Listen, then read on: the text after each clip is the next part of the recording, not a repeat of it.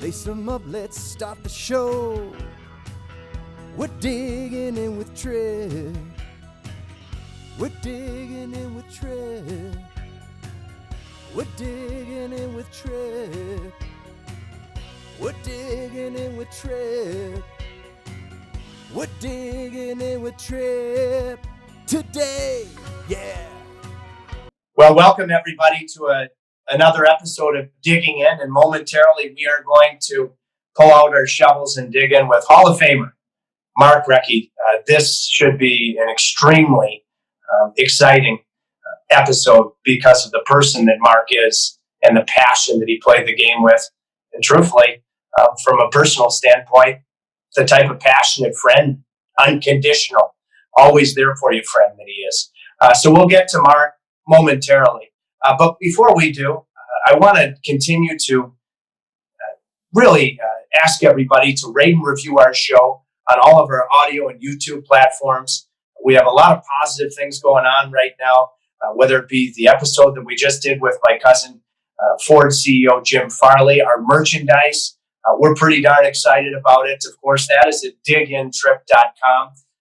Our fine producer, my partner, Adam the Admiral Holtzman, has just updated that site. So it's some pretty cool stuff. But we would like you to not only rate and review our show, but give us any feedback and all feedback about the content of Digging In, about our merch. And we certainly will welcome the communication, and we will be very responsive. So please do that. Our presenting sponsor, New Country Auto Group. Boy, these guys have been loyal. They've been with us really from the get-go. When you look at I think the most stellar auto group in the country, with dealerships, automotive dealerships in New York, Pennsylvania, Connecticut, Maryland, Florida. Elite brands such as Mercedes, Lexus, Maserati, Ferrari, BMW. Hey, if your thing is a smart car, if you want an escape pod, newcountry.com, the New Country Auto Group. And a special thanks to, it's a family-owned company, Jared the Nooch Cantanucci, who has been especially loyal to Digging In. I'll never forget the first time that I met Mark Recchi. He had to come in, I believe he was on a private plane, with his brother so he could make warm-ups for his first game with Carolina against the Florida Panthers. I was always a fan, just the way he played the game. And I could still see him skating up. I think his brother was there off camera on the bench. A bench interview that was one of my favorites. His first game as a Hurricane, and he was eventually a member of that 2006 Stanley Cup team, one of his 3 cups, now in the Hall of Fame. Let's dig in with the great Mark Recchi. Don't let this go to your head, but when I think about your career and specifically, being alongside for one of your 3 Stanley Cups in Carolina, I don't know if I've ever seen a guy dig in more. So, when we start every episode by asking our guests to define digging in, this is particularly a special one for me. How do you define it? Well, I define digging in by, it's something where you're going above and beyond. You're obviously you're doing whatever it takes to win, whether it's blocking shots, whether it's playing through a lot of injuries, whether it's, just stuff like that. And then, and your teammates trust you, when you dig in and they know that you're going to go the extra mile, they trust you and they believe in you. And it just, you hope it becomes contagious. And that's, that's what you hope for when you're digging in hard and when you're playing hard. And it just, I was willing to do whatever it took to win a hockey game. And it was just something that, I was proud of through my career. Well, I love the trust element to it. I don't know that we've heard that with some of our previous guests, and we'll get into that as we go further, Rex. But let's go back to the get-go. You have, boy, I had to earn it. You made me an honorary Western Canadian. Tell me what life was like in your hometown growing up. I've had the pleasure to meet everybody in your family. Paint a picture for a young Mark Recchi of what things were like. Well, it was a great place to grow up, Kamloops, British Columbia. It was a little town. It was about 35,000 people back then. And, you rode your bike everywhere, you walked everywhere. It was just, we had every sporting venues. We had great setups for kids to succeed in sporting if you want. And then having the hockey programs were tremendous. I had some tremendous coaches growing up, but it's just such a great little town to grow up in. I mean, it's a lot bigger now, but it's still an awesome place. And my son always tells me he wished he could have grew up in a place like that. And my oldest son, and it's just it's just a easy place to live, and you just gives you every chance to succeed, and if you want to, and I was able to be successful coming out of Kamloops. Tell me about your mom and dad. Your argument, what would make them the greatest parents in the world, and B, what parts of both of them you hope are part of you? Well, they're awesome. My dad and I have a lot of the same mannerisms I've been told by a lot of people. So, he's obviously meant a ton, and he never, the one thing he ever said to me was, if you're going to go do something, do it 100%. If you're not, don't play. So, or don't do it. So, he instilled that in me, and he's my best friend now. We still text and talk every day. And, it's been tough. I've been a long ways away. I haven't been able to see my mom or dad, but through this pandemic. But, my dad was awesome. And then, my mom, she was the rock. She's the one that kept the boys, in shape and in the gear. And I know my dad was working, 9 to 5. He had owned his own company for a number of years with a few other partners. He was in the newspaper business. So my mom was, she was the rock. She was the one that kept us going, kept us in line. And she was awesome. And, she's just real quiet. And so that I get kind of the quiet demeanor from her, I guess, a little bit, but she's awesome. And my dad with the mannerisms, we have a lot of different things. We enjoy life, and there's always a reason to smile, and a reason to make your day good. Gosh, no wonder you've always been stellar with media. The media that sometimes boos safe landings at airports. Your dad was in the newspaper business. Can you think of, Rex, can you think of, because digging in, you've talked about trust, you talk about being a good teammate, going the extra mile, but it's coming to that fork in the road known as adversity for you or for your family. Before we get to junior hockey and then, of course, the National Hockey League, can you think of any chapters in your life or your family's life that would categorize or fall into the category of adversity and needing to dig in to go that correct way at the fork in the road?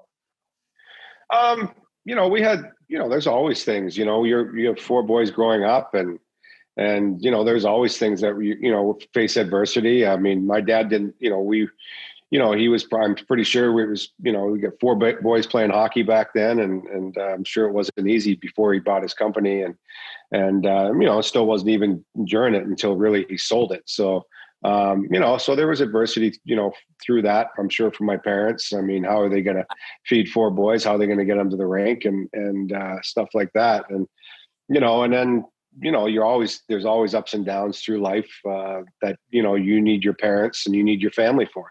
And they've always been by my side, and I've been by their side. So we've always made sure we looked after each other. Youth hockey, you've told me before we get to juniors, that you were a defenseman. How did that happen? And when you look back, how did you really learn, grow, and really that part of your experience on the blue line was very beneficial? Yeah, well, that was 1 year, and but it was definitely beneficial. You learn, you see the game differently back there. It's definitely a different game, and different thought processes. And it was, I really enjoyed it. And, I still played some forward that year. When things got tight, they bounced me back and forth from D to forward, but it was something that I really enjoyed doing. And I actually ended up playing when we went to 4-on-4 in the NHL, I actually would play as a defenseman. And, I would practice as D. Roger Nielsen made me practice as a D, and it was pretty neat. So I used to tell the D all the time, you guys got it so easy back here. But they did. but I like to give them a hard time. But did you ever, just a quick note, because I used to hear that Paul Coffey, when you were in Pittsburgh, he'd skate up to Tom Barrasso before the opening faceoff and say, I'll see you after the game. Did you ever do that to Barrasso? No. I think our whole team did that to him. So we were pretty high-powered offense. So, yeah. Oh, yeah. Old Tommy B. So juniors, I guess, what would be the parts of your time in the Western Hockey League, character-driven league? I believe your coach was the great Ken Hitchcock. What are the parts that you would think, looking back in those formative years, that would fall into the different boxes you check when it comes to just learning to dig in more? Well, yeah, you know what? And I started with New Westminster Bruins actually when I was 16 and 17. I played for their farm team. I played a few games with New Westminster, but I lived in New Westminster with all the team. And I had Ron Coleman there, who he was actually the assistant coach for the Kamloops Junior Oilers under Bill LaForge at the time, but he went to Langley to be the head coach. So he was a hard knock coach. But I loved him. He taught me a lot as a 16-year-old how to play junior hockey, what to expect. Obviously taught us how to fight a little bit too. So we had to hold our own back then. And then when I was 17, I had two old school guys who I really liked as well, Patty Janelle and Ernie Punch McLean. And I had them both in a year, and I learned a lot from them as well. I learned how to they were tough, but they were honest and fair, and it was it helped me a lot. And then I got moved to Kamloops, and that was obviously a huge step for me. Their team was terrific. The coaching, Ken Hitchcock, was terrific. We had Don Hay, who was a WHL coach, NHL coach, later in his time for a long time. He still is in the WHL. And another guy who I coached in minor hockey who coached me in minor hockey, who had a big influence on me as a Bantam, was Don Moores. And I also had an ex-Randy Rhoda, who was an ex-player that I had in Pee-wees. So he was an ex-NHL player. So I was very fortunate to have all those guys. And then I had Don Moores as my assistant right there in Kamloops, and knew him well. So that, made the transition very easy. Mark, you were mentioning Ken Hitchcock, who, of course, one of the top coaches when it comes to according National Hockey League history. And, you've mentioned before, that he hit you right between the eyes with cold hard logic. As a matter of fact, I was with one of his former players this weekend, and he mentioned, a mutual friend of ours, Kirk Muller, how he helped buffer that message, settle that message in St. Louis. I didn't have the career you had, obviously, by a long shot, but I like coaches that go with that approach, but it takes the right type of metal to be able to receive it correctly. How would you respond to that? Because you know Ken Hitchcock very, very well. Yeah, well, I liked it, so it didn't bother me one bit. There was always a message in what he would say, and I think the biggest thing I always told my teammates, and because I had them in juniors and in the NHL, and I figured it out more later than in the NHL. I mean, you're young, you're emotional, but there's always a message behind his bark, and you have to find the message. And if you take the emotion out of everything and you just listen to the message and then just push the other stuff aside, you're going to be fine. We're going to be fine. And you'll understand what he's trying to do, trying to push you to get better, trying to make the team better. He's trying to make every individual better. And it was a little bit of tough love. And I had no problems with it. So, it's just something where guys had to just get used to it. And then, I know they're guys, they wore thin after a while, they eventually just get tired of it. But, it didn't bother me, to be honest with you, because it was something where I knew there was a message and I knew what he was trying to get out of us. I think he's a terrific coach. He was a terrific bench coach. And, he knew how to play his people and when people were playing so he had a heck of a career and he was a great coach. So I want to stay with that for 1 second because you now are a coach. What makes, because you've had a myriad of different ones, what makes an elite bench coach? Well, you got to understand your players, and you got to be willing to, play, that guys aren't going to be at their best every night. And, you might have guys that are playing better than, and it might even be your top guys aren't having a good night. You still got to give them their minutes, but you might have to give the other guys a few more minutes to offset that. And, and that's going to happen through the course of the season.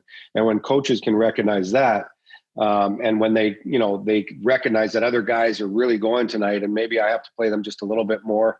Maybe the stars aren't playing quite as much. Maybe they play a couple minutes less, whatever. They're still going to get their power play time. That they're still going to do the things that are important. But at that time, I think that's a big element is understanding that and willing to do it because you have to communicate with the superstars then too. So, and the superstars have to be selfless and say, yeah, I didn't have it tonight. I get it. And they might be emotional too, because, that superstars are usually emotional and they're usually passionate and they got a fire to them and they want to be out there all the time regardless. And so you have to kind of talk them through that. And that's one of the things I've learned a lot in coaching, and communication now is so much more important than it was when I grew up playing. Like they didn't communicate. You just, they barked at you, you went out and played and you did it. So now you got to communicate and it's not a bad thing. It's a good thing. You got to communicate with the guys. I think you got to build relationships with them now. And I don't think coaches had to build relationships back then when I grew up playing and starting that. But, I think now it's very important that you have relationships. Wow, we could do a whole episode on this, okay? And getting back to your original digging in answer, what did you mention? And we've had some very fine contestants on this show. Nobody had mentioned trust as part of the answer until you, and you just hit on it. But I want to stay somewhat chronological here, partner. Let's get to your draft because there were a couple, maybe even several of your future Stanley Cup winning teammates in your draft. What a draft. It was in Montreal, right? I mean, a future Hall of Famer. Tell me about it when you heard that you had been drafted by the Pittsburgh Penguins, the emotions, everything that led up to it. Did you know Pittsburgh was going to take you? Take it from the top. Yeah. You know what? I had a pretty good feeling Pittsburgh was going to take me. They had actually invited me the year before, but the rules were different back then. Now they have the rookie camps and they have all that stuff where whatever, the development camps where you could go to now. But back then they invited me actually to training camp as an 18-year-old or a 19-year-old, I guess. So just, I just finished my 18-year-old year, I guess it was. And I was getting ready for the following season, but they had Bruce Harrelson was their Western scout at the time. And he was at a ton of our games and I knew he really liked me and I knew he was pushing hard. And then, I'd run into him out and he says, we're going to, I really like you. We're going to draft you and stuff like that. So I ran into him at the bar a couple of times. I probably wasn't allowed to be there, but, so, and then I got to Montreal and, I had some interviews with a few teams. I talked to a couple teams, but nothing significant. And back then the 19, 20-year-olds never really got drafted till the fourth round on.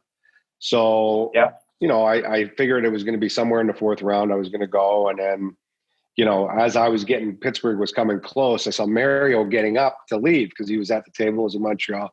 He was at the table for the first 3 rounds and he left just as I was coming down. So, so it was, I didn't get a chance to meet him then, but obviously I got a chance to meet him not shortly after that. But, it was awesome. It was a great experience. Ricky Curran, he brought me there and, we had a real good time and in Montreal and enjoyed it. It was the first time I was there. So, made the best of it. I am very happy that you mentioned Ricky, a.k.a. Ricardo Curran, one of the great agents in the history of the game. He actually represented me. I practically put him into Palm Beach retirement with, all the benefits from my 3 days in the league. One of the great agents, Ricardo Curran. Yeah. You mentioned Mario Lemieux. Okay, so let's get right to your first Stanley Cup. You hit the ground running in the National Hockey League.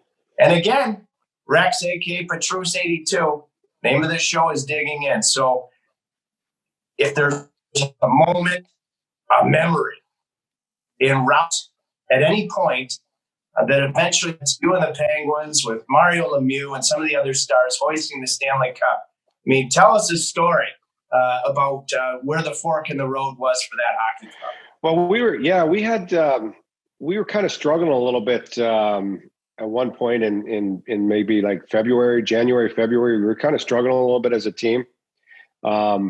Then obviously, he made a big, Craig Patrick made a huge trade and brought in Ronnie Francis, Alf Samuelson, Grant Jennings. And, it was tough because we moved out a great friend in John Cullen and Zarly Zalapsky and, went the other way.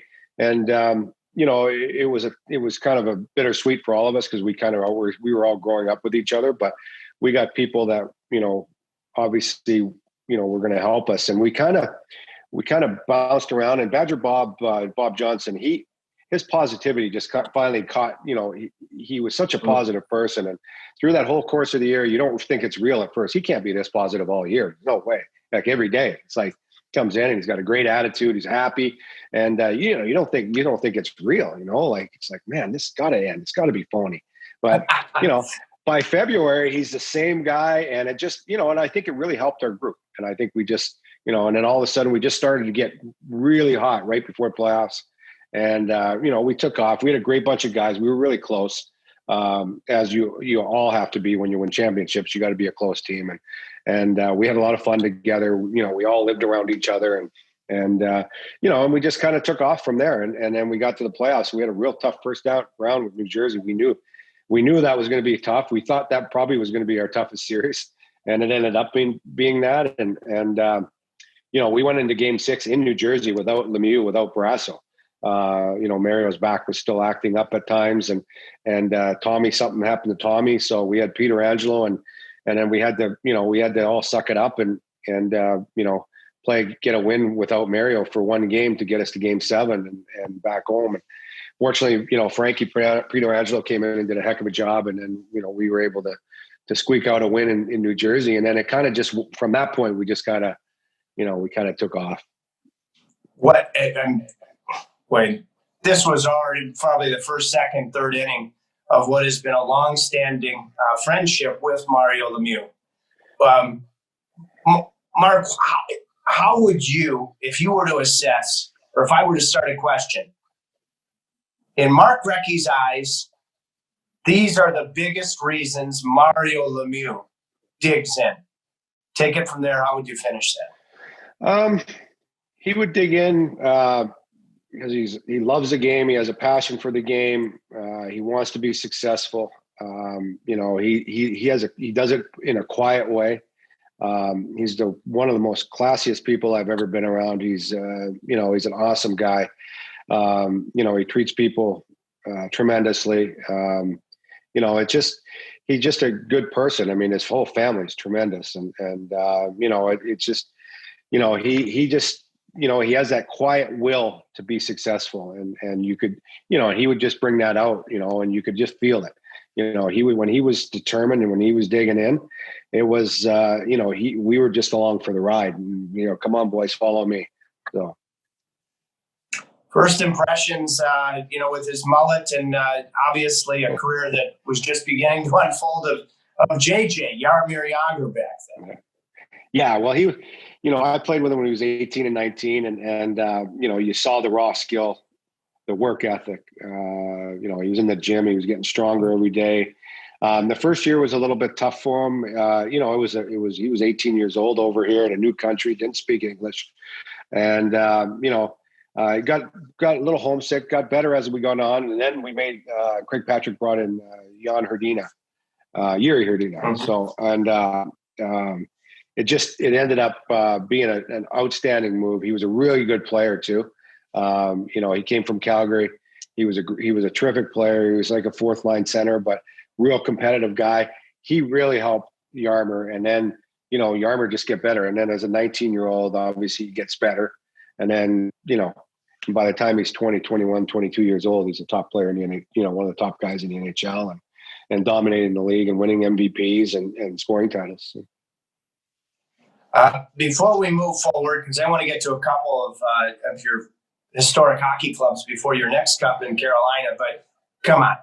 Give me something. Is there anything, back in those days with the Stanley Cup, was there only one back? They eventually had to have two because, there were some wonderful things going on with the Cup. Anything you can share after that Pittsburgh victory? Well, everybody knows the story about, Mario, it being in the bottom of Mario's pool and it's a heavy thing and it gets full of water. It took forever to get it out. You hear lots of stories throughout the years, but that was the one significant one that we had in Pittsburgh where, it ended up down the bottom of the pool and back then they didn't have anybody with the cup. It was just us. So, it was, it was pretty crazy and it was, it was awesome though. But, it's something, we had a blast with it and, it got passed around. It's so different now. Back then it was just like, hey, you want it for half a day? We're going to the bar. Yeah, perfect. Plop it down and people, holding it and throwing it up, so it was so different. So, I'm just trying to think if I see it at the bottom of the pool, short of calling Popeye, you need a crank or something, right? And aren't you worrying if it stays down there too long, it might start to rust? It was worrisome. I can tell you that. So it kind of put a little bit of hold on the party. It definitely might put temporary time out of the keg stand. Empty the pool. Oh yeah, you have to empty the pool almost like it's Bill Murray in Caddyshack when he found the 3 rooms. Exactly. Okay, so now I want to ask about. No, actually, before we get to Philly and Montreal, when do you remember who gave you the nickname the Wrecking Ball, and when did it happen? Yeah, Mike Land gave it to me, and I don't know exactly when, but yeah, Mike Land gave it to me. He was the obviously the announcer for the Penguins, and he gave it to me. It was pretty early on, I think he gave it to me. So I'm not sure exactly if maybe it was when I got called up my first year and played maybe 15 games or whatever. Well, sat on the bench for 15, but got a little taste of it. But or it was the next year. I'm not really sure, but I know that he was the guy that did it. So. And a great man, Hall of Fame announcer, obviously iconic in Pittsburgh, the Langer. And before we roll forward, you, my friend, you're in the Hall for infinite number of reasons. If you ever drop the gloves, you're a Westerner. You could go toe to toe with anybody. If you had to tell me your most memorable National Hockey League fight, because I took a look at some of them, which one would you say? I don't know. I had a fun one with Chris Nyland, Knuckles Nyland.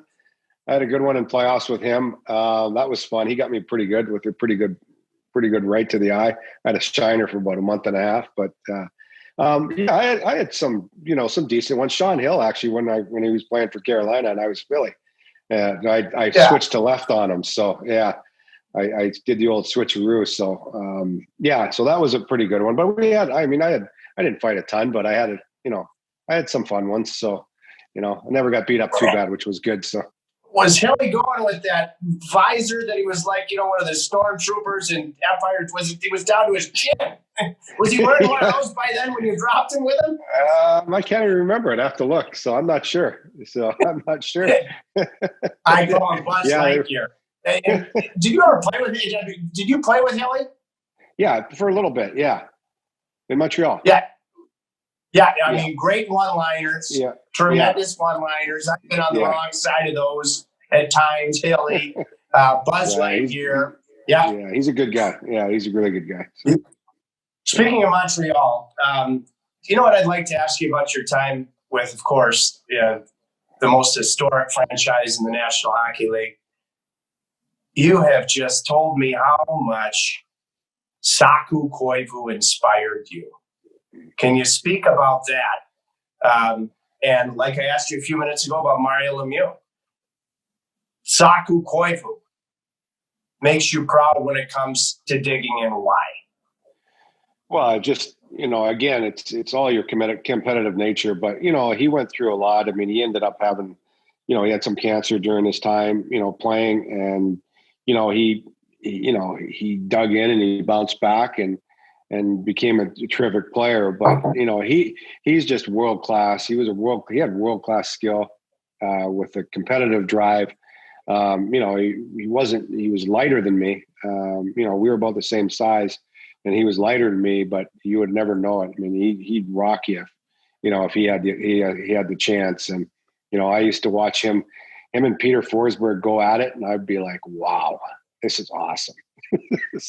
This is great. They got the Finnish Swedish thing going on, and there was a little bit of a hate there, and God, it was fun to watch those two, because they were, they weren't big guys, but boy, could they rock you, and they would just go at it. It was so fun to watch. But he was such a tremendous guy. He had so much character. He's a leader. He was a captain. He deserved that captaincy. Like, that's, he was, the way he handled himself on and off the ice is what you always hope for. And he just a terrific guy. And we became great friends. I was his roommate when we were there, and we just, we hit it off, and it was awesome. Powerful answer. Not a lot of bad Finns out there. As a matter of fact, I can't really think of one off the top of my head that I've met. Yeah, me neither.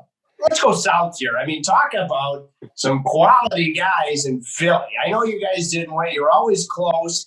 All right, at your wedding, boy, you planted me. Oh, I loved this. You planted me my table. I got Gary Roberts on one side, who was on the Hurricanes when I briefly got called up, and then Ricky Tocchet.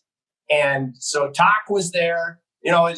Just tell me about the boys in Philly. A little guy named Roddy Brindamore was there, yep. Your future captain in Carolina. Tell me about the greatest memories in the trenches in Philly. Well, I had a lot of really great memories in Philly, and the only tough part is we didn't win. We lost in Game 7 twice in the semifinals to get to the Stanley Cup finals, and those were hurt. Those were hard, and but I probably 01. I'm trying to think what year it was. We had years go. It's a blur when we start getting old. So.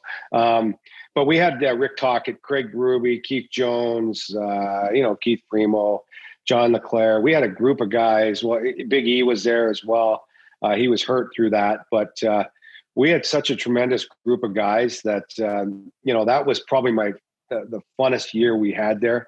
We ended up losing to Jersey in 7 games. But it was just something where, we felt we were kind of destined, and it was, it was tough when we ended up losing, but that year was just a fun year. And when you got a guy like Tocchet, and, that was kind of near the end for Rick, and what he played for, what he did to dig in to play.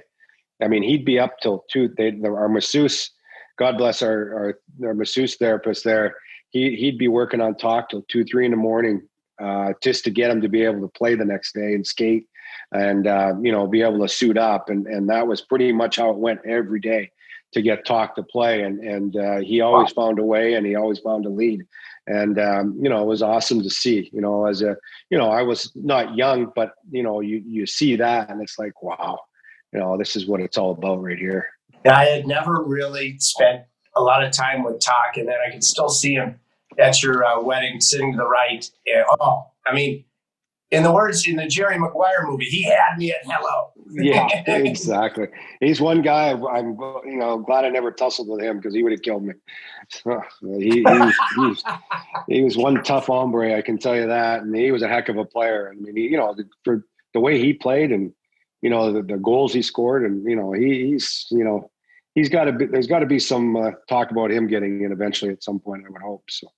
Oh, I love that. I just remember him sitting there next to me at the wedding, and he's so focused. We're having a good time, but he's completely dialed into the conversation.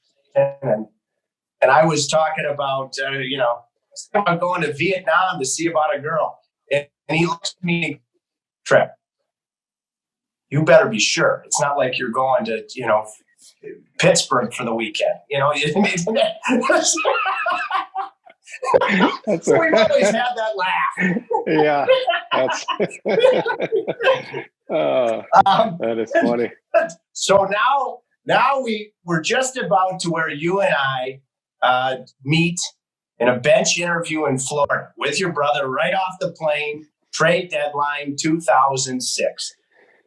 Let's start with the game on a Saturday night. I believe you had a hat trick, okay? Yeah, the Hurricanes may have won the game, but I know that's where Brooks Orpik and Eric Cole, the hit that takes Eric Cole out. And we went to New York right after the game.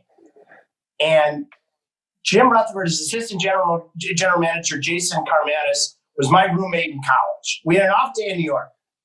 And he said, Tripp, keep this to yourself. He said, but, we're Mark Recchi's got a waive us no trade clause. We think we're going to get Mark Recchi. Now, Roddy Brindamore, this is in Manhattan. I'm trying on shoes, all right? And I called Roddy because Roddy's devastated. He's never won a Stanley Cup. Cole was important to that team, and I said, hey, Roddy, you better keep this in the Fort Knox vault. But Rex is coming. And I think that gave him a huge lift on his off day. Now tell me about the process, because you've got a no trade. You could have gone anywhere. You chose the Kings. Yeah, well, absolutely. And actually, Craig and I had Craig Patrick and I had a great relationship. So we talked through the whole process, and he's the one that ultimately, he's the one that said to me, I think Carolina can win the cup. And he says, I want to send you there. I said, perfect. That's perfect. So, he honestly, truly believed that they could win.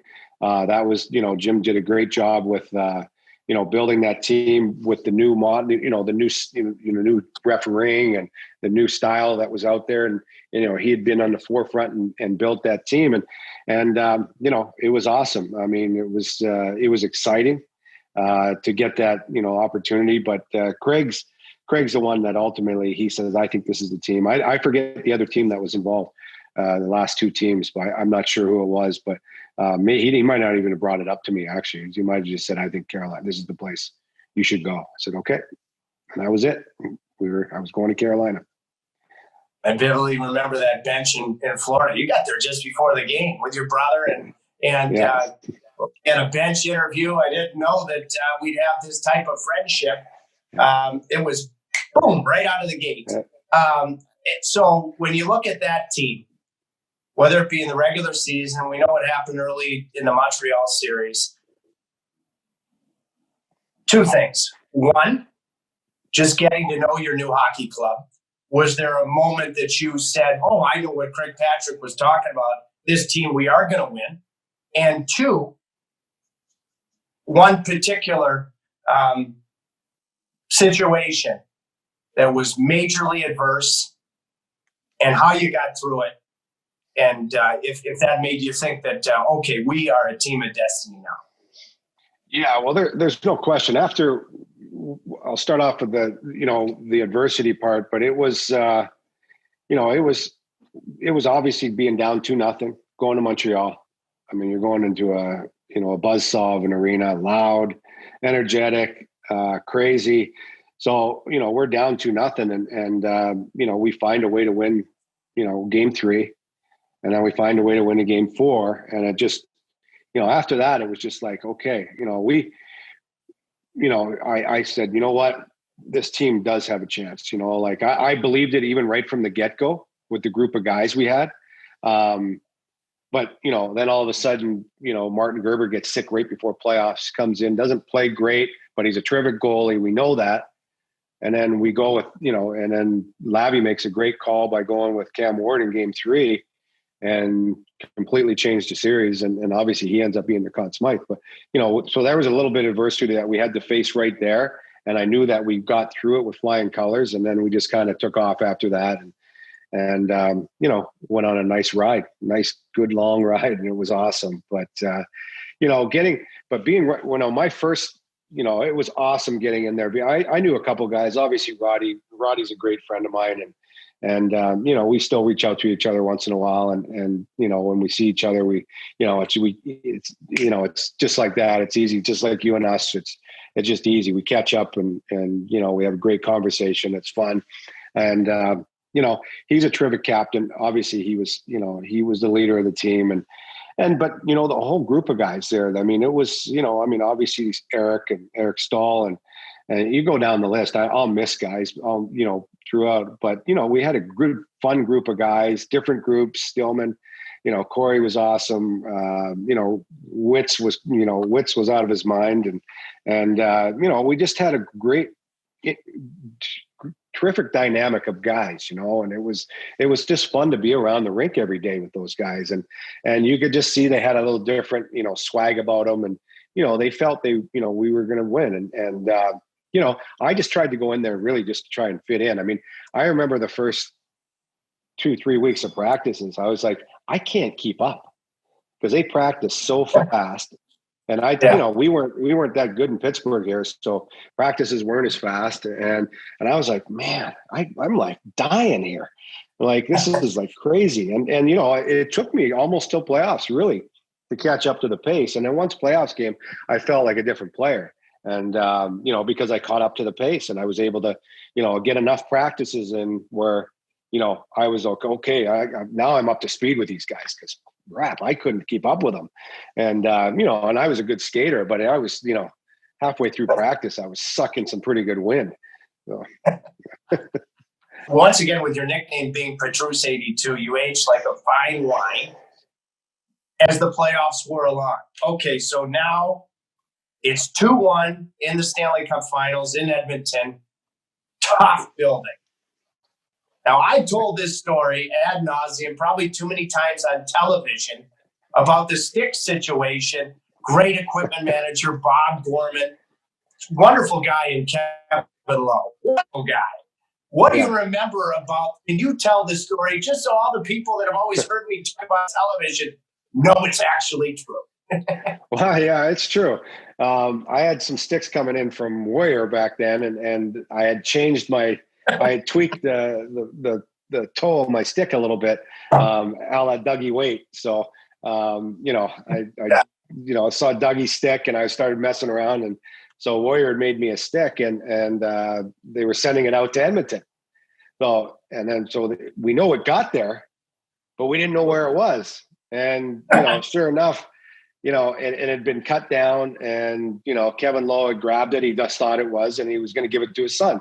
I would assume it's Keegan, who ended up being in Carolina, drafted by Carolina. But, so he cut it down but then he brought it back and he said to the guys, God, I hope he doesn't score the winning goal with this. So as long as he doesn't, I'll give it back as long as he doesn't score the winning goal. So sure enough, I scored the winning goal with it and, with a great play by my line mates. So, but it was a true story. And it was crazy. I was like, it was wild. I mean, you couldn't dream that up, That was truly wild. And I will say, being a Western Canadian, now you've won a cup against a Western Canadian team. Oh, no. You can't one-up that. No, can't do it. So now we get to the Boston chapter that ultimately will lead to walking off into the sunset after having a sensational Stanley Cup final in Vancouver, okay? In your home province. But let's first talk about the Boston Bruins. There were some hard lessons there. You're helping some of these younger players grow like you did in Carolina, whether it be a Nathan Horton, who you were particularly close with, Brad Marchand. Tell me about Boston. Again, the show is digging in. What really strikes you about the Bruin chapter? Yeah, well, we'd been through a lot of adversity together. Obviously, we lost touch to Carolina 2 years prior to winning the Cup. That was a tough series. We swept somebody in the first round, and then we sat around for 11 or 12 days, and then we just couldn't. By the time we got our engines going, Carolina, it comes down to near the end. Comes down to a game 6, and we're playing a lot better by that point, but. we weren't even in the series for, the start, and I think we learned that we ended up sweeping somebody the following year or 2 years later and learning that, hey, we got to stay focused. We can't be going out golfing. We can't be doing things. You got to stay focused. So we had some adversities, and obviously everybody knows about being up 3-0 on Philly and being one of the only teams to, we lost 4 straight. That was a tough blow, but the core of guys on the team, obviously Chara, Bergeron, Recchi, it was Brett Marchand was young at the time. We had a core of guys that, we had Luch, Milan Lucic. Then we brought in Nathan Horton. We brought in some veterans like Chris Kelly and Peverly, and we brought in some guys who, were some veteran guys who, had some leadership skills and were willing to kind of do whatever and just fit right into what we were doing. And by the time we got to 2010-11, we were I really felt we were ready to be a championship team. And we had some good time. We started off in Belfast, and then over in Czech. So that was a good 2-3 weeks. So over there, we had a good time. So, really brought, we were close anyways, but it was really a fun trip for everybody. The Bruins had set it up terrifically. Like, it was very well set up, the trip.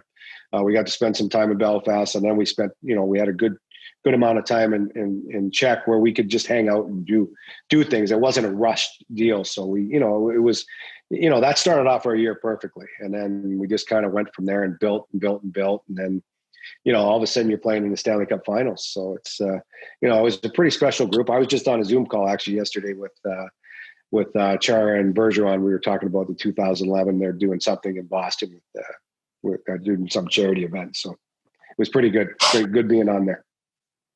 Okay, you just hit on a potpourri of things. Let's dial it back quickly to 2009, okay? Because you mentioned our dear friend Rick Tocchet, what he did to play games in the playoffs with you with Philadelphia.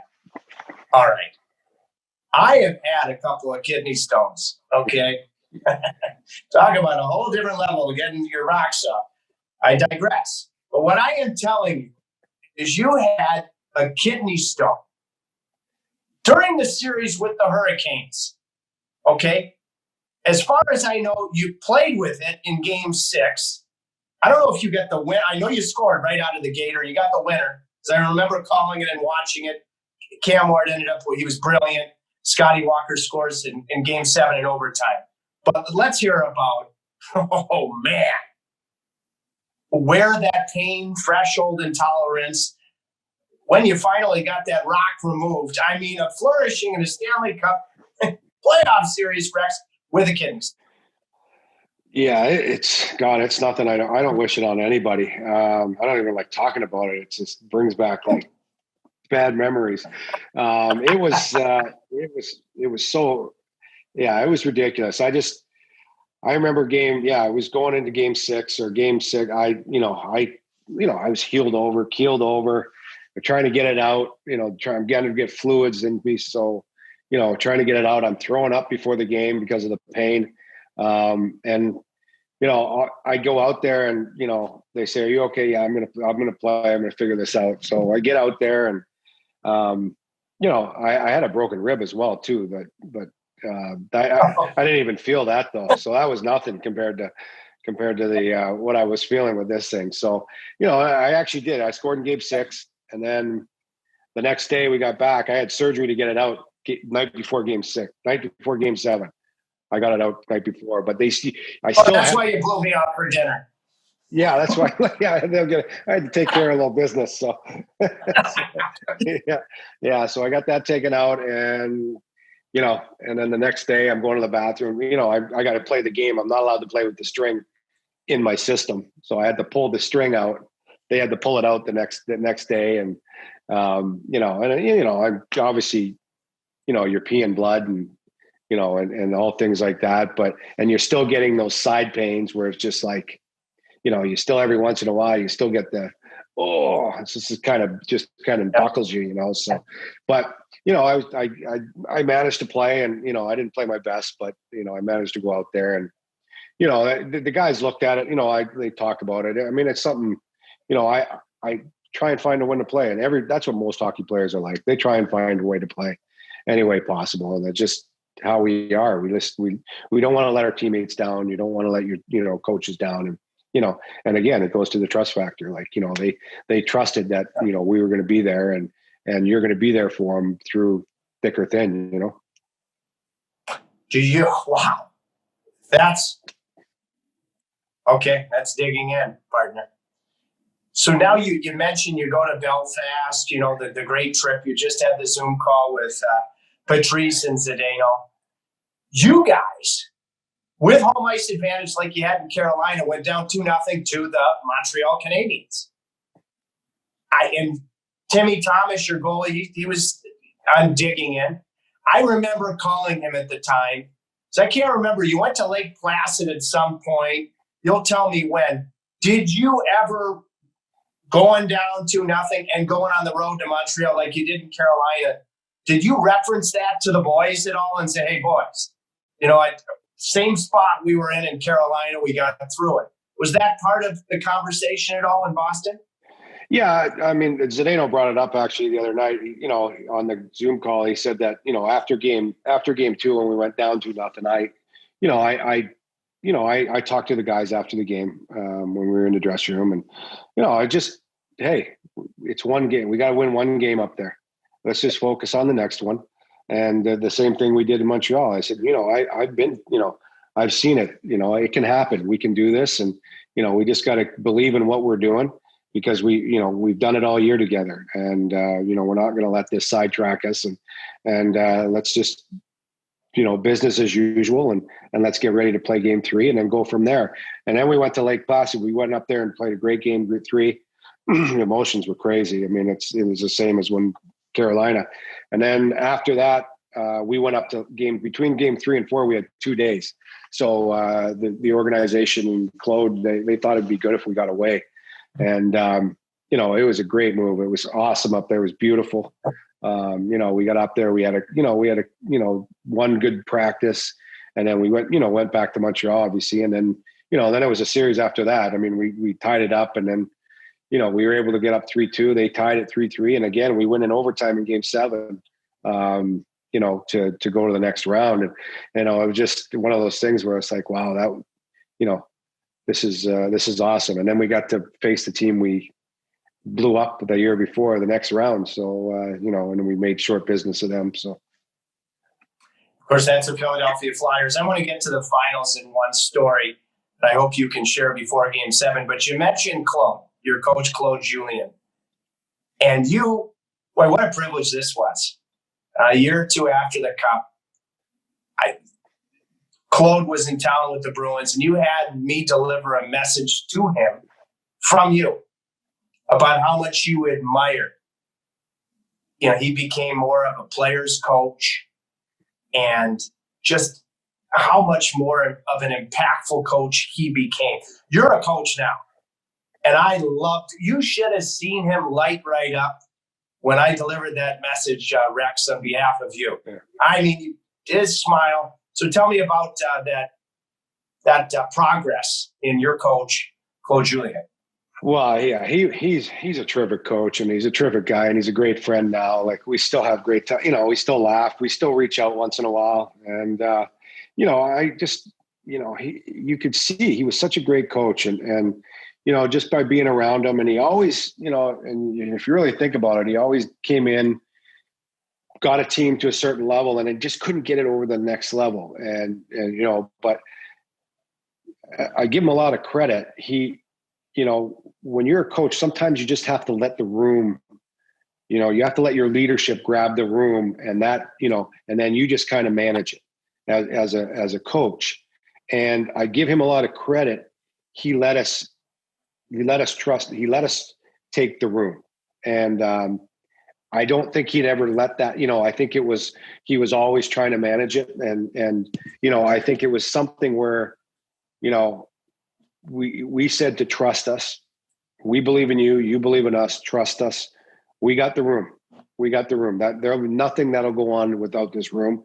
And if there is, we'll come and talk to you, and we'll do this. And Peter Chiarella was wonderful too, as well. And, I think he he was able to take, and that's why I say I give him a ton of credit, because that's not easy.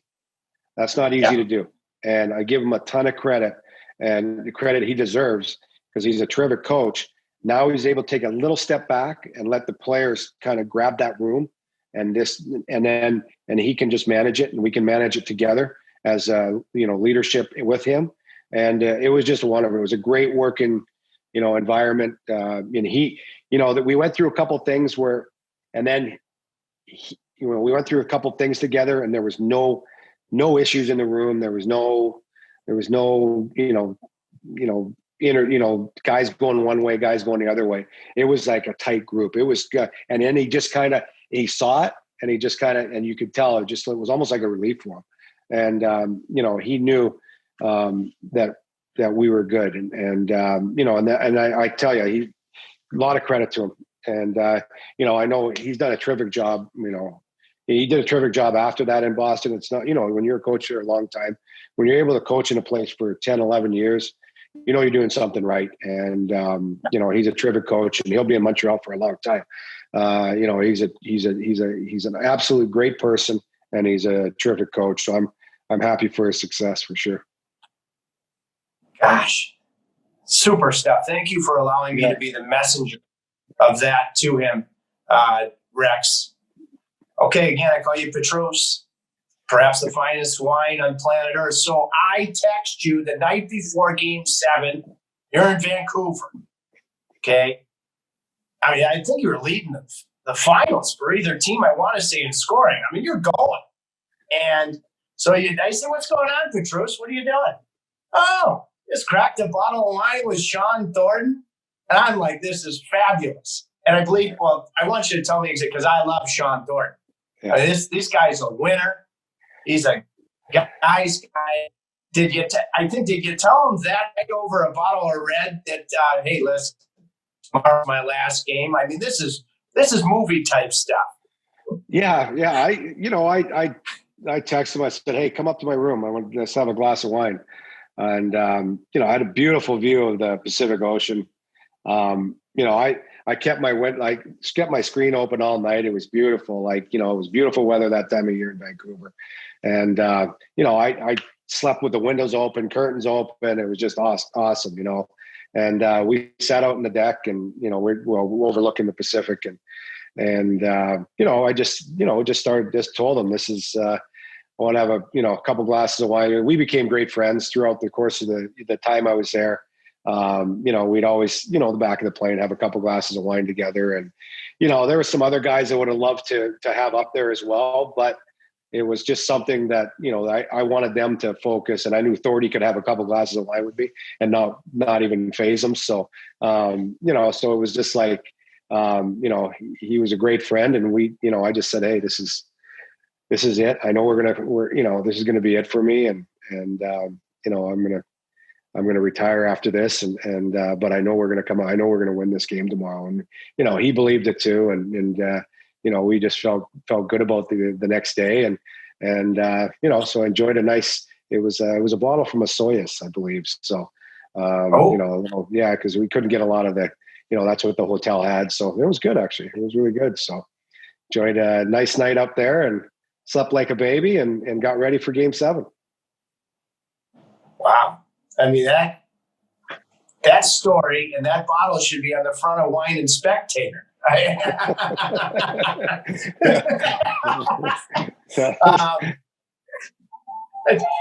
So I want to ask just a couple of questions, because, you could go off into the sunset. You're now in the Hockey Hall of Fame. For any young hockey player out there, I've never seen a guy in a variety of different ways win one-on-one battles, dig in the trenches, and come up with pucks. Off the top of my head, I can't think of anybody that's done it better than you. And I'm sure you've had a different approach depending on who the opponent was. But what advice would you give to any young hockey player to win more one-on-one battles than they lose? Well, that's just a strict determination. Like, and obviously you got to learn how to position your body, and you got to learn how to, get into people properly. And that would be the one thing I would tell them is learn to get into into their weaknesses. And so you can get above them and get it stronger on them. Patrice Bergeron's probably one of the best I've ever seen at it. He to me is pound for pound one of the strongest on the sticks I've ever seen. But it's something where you just gotta, you gotta learn. I wasn't big, so I had to figure it out, and I had to figure it out young. And a lot of it's determination. That's my puck. And you might get an elbow in the chops. You might get something, because I'm going to try. This puck's coming out. It's mine. And you're not getting it. And, if you have that mentality, pretty good chance you're going to come out with it more often than not. And then you got to figure out the nuances of how to get in, how to do that, how to get in there, body position. And sometimes it's just being scrappy. It's like, you just got to do it, no matter what. And like I said, the odd time the elbows were, you could get away with it back then where the elbows, Rick Tocchet and Gary Roberts were the best at that. You go in the corner and all of a sudden you got the elbow and the chops. And it's like, ooh, jeez, I guess. It's just, it's an art you learn, but big part of it's determination. Stellar answer. Okay, let's get into trust. And I want you to compare, because now you're a very fine coach. You're part of the New Jersey staff with Lindy Ruff. I hope Lindy's not going to hold it against you that you beat him in the conference final with Carolina. He hasn't yet. He hasn't brought it up yet, so he might over a couple beers at one point. So. Oh yeah. So both you and Lindy would have this perspective. Okay, for you, how would you compare building a trust and getting the most out of, say, a player that was Mark Recchi, drafted in the 80s, to, I remember, really the reason that I probably have the relationship that I do with Sidney Crosby, because before you came to Carolina in 2005, 2006, Sid was just breaking in the league. Sid actually is the one he said, you got to dig in with Rex. So Sidney Crosby, who's now a veteran player, but you had him as a young player. And now some of these millennials, these young players, how does your approach change when you compare the three different generations? And what do you keep in mind now as you move into New Jersey? Well, the biggest thing right now, and especially we have a young team, patience is going to be a real key, but building those relationships, like, it is different now, and it's, it's great. Players are different. They want to know, you ask them to do something, they really want to know why they have to do it, or, so it's explaining that and being patient, showing them. And the one thing I learned a lot this last year was, sometimes I see things that they don't see, and vice versa. And so, sometimes instead of me saying, this is what I see, like I'm going to, I've learned a lot in these last few years, and this year coming up. And now I think it's really going to help me with this young group is I want to see what you see. Tell me what you see in this video clip, and tell me what you see on this play. Then I can say, well, this is what I see. Now we can have like a real good interaction and just really get to kind of, talk the game. This is what they see. This is what I see, because sometimes you see things, you don't always see the same thing, which is great. So I think I've learned that I've got to listen to them and, what they're thinking and what they're seeing. And then then I can, then we can work together. And then it becomes like a 50-50, especially as an assistant coach, like the head coach, sometimes he's got to be the hammer, and he's got to do his things, but he's still got to build that trust and that belief too. And that's what I want to do with these young guys and with the veteran guys on the team, is build a trust that, I'm there for them. I'm there to help them. I understand. I've been through it, but I also want to see what you're thinking. I'll tell you what I see and what I'm thinking, and let's figure this thing out together, and let's work together to do this. And Mike Sullivan says it all the time. You just want to meet at 50-50. If you can get the players 50-50, you're going to be in good shape. And I really believe that as well. It's when you were playing, and I still think if you want to do it, it'll be in your future. I thought you'd end up being a manager. Every player in the league. Your people skills are off the charts. You did development in Pittsburgh, and then you jumped into coaching. Now, obviously, you'll be coaching with the Devils. Are you enjoying it as much as you thought you would and hoped you would? Yeah, I you know what? Last year I really enjoyed it. Last year was the first couple of years. They were okay. The great thing is I had Mike Sullivan, Jacques Martin, Sergei Gonchar, Mike Buck. I had great relationship with those guys, and they made it fun. They made it enjoyable. So, but this past year, this last year, I really, really did enjoy it. And I think you start learning more as you go on, and I had great guys to kind of learn from, and I'm ready to I'm ready to jump into New Jersey. I'm full head of steam ahead here, and I want to help bring that franchise back to a championship team, and that's what I'm excited about. I see all these young guys, and so right now my focus is completely on coaching and making sure that they get going in the right direction, and we have a chance to become champions, and kind of see where it goes from there. Boy, the Devils are in marvelous shape, and Rex, as I thank you, I'm going to share a personal story. Years ago, just because it's a reflection of the person that you are. Yeah, great. You're a Hall of Fame player, but you are a true Hall of Fame friend in person. And so this was a deal. I had something going on off the ice years ago, and you were playing for the Bruins, and you came in and you passed Guy Lafleur on the all-time points list in Carolina. And I texted you after the game, and I said, Petrus, I love you. Congratulations on passing Guy Lafleur. And your response was, Tripp, what you're accomplishing right now off the ice is infinitely more important to me. That exemplifies, that is the crux of who you are. We started by talking about trust. Boy, am I lucky to have you in my life, and not to get too Irish, as my mom would say. That's what the game of hockey's given me. So I love you. I love you. Can't wait to have that Sean Thornton glass of red with you. And boy, oh boy, I don't think I've ever come across someone on and off the ice, at the arena, away from the arena. I wish I had been in Belfast on that Boston trip, because my gosh, you did it. Yeah, that's it. Well, love you too, pal. You're the best, man. So, well, that was a lot of fun. Mark, a.k.a. Rex, a.k.a. Petrus 82. Man, special human. And I hope a lot of the hockey players that are out there of all ages, whether you're listening on audio platforms of the podcast or watching on YouTube, talk about a guy that maximized his size, always beat you with will, was relentless. I mean, how few players are there, let alone the Hall of Fame, that were able to go off into the sunset with the win and being a critical part of a Game 7 victory in the Stanley Cup? Any sport, very few people that have a walk-off like that. So thank you very much, Mark Recchi. That was a ton of fun.